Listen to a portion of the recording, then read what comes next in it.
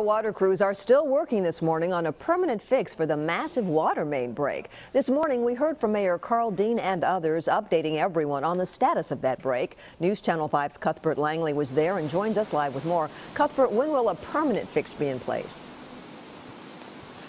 Good morning, Vicki. That's the biggest question that remains this morning. Officials say it's still too early to tell how long it will take to replace that 18 feet of pipe that burst late yesterday morning. But the good news is most customers in the affected areas should be seeing normal service today. As this video from Sky 5 shows you, there's still a lot of work that has to be done around this pipe. Crews have a lot of things working against them. Even before they can begin repairing that pipe, they actually have to build a temporary road so that construction crews are able to access that area. So officials are telling me this morning they haven't even had a chance to look at just how bad that damage is because of that hard to reach area and the fact that it's under some 13 feet of water this morning. However, water officials are telling us that less than 100 people are reporting having absolutely no water this morning. The biggest concerns are some of those houses that are in the higher elevation areas. They are reporting some poor water pressure issues, but those again are only just a few folks. This morning, crews from the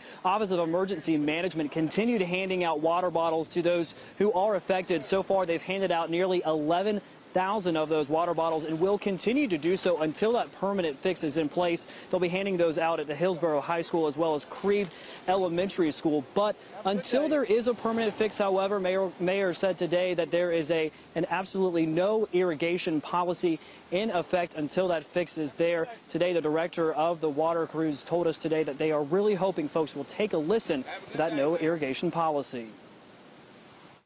And if we see an irrigation system operating, we're going to stop and ask them to turn it off. And then essentially we're just asking everybody to be nice to their neighbors. It's like the mayor said, if you're irrigating, you know, you're not being very nice at this point. We need you to help out. So again, the permanent fix will be a few days away from actually getting it to us today. But again, crews are saying most of the water service should be back to normal for many of the customers. We're reporting live in downtown Nashville this morning. Cuthbert Langley, News Channel 5 HD. Thanks, Cuthbert.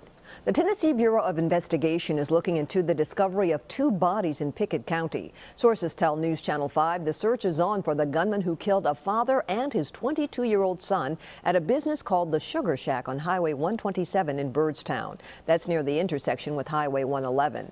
Their identities are not being released right now, but we do have a crew on the way and we'll have more online at News Channel 5 as we get more details. We see a lot of interesting things here in downtown Nashville behind our station, but here's a new one.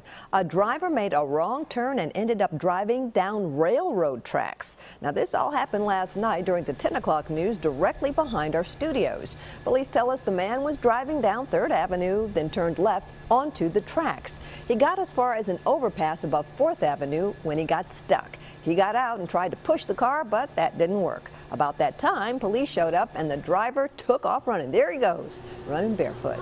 Officers eventually caught up with him. He's being investigated for possible DUI. Uh-oh.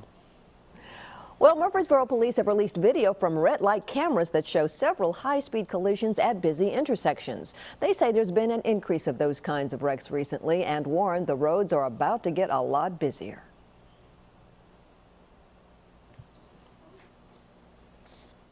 Well, this time of year is a very busy time for us. We have all the grade schools, middle schools, high schools, and MTSU all starting back about the same time. Evans hopes the video will remind drivers of the importance of defensive driving, buckling up, and never texting while you're behind the wheel.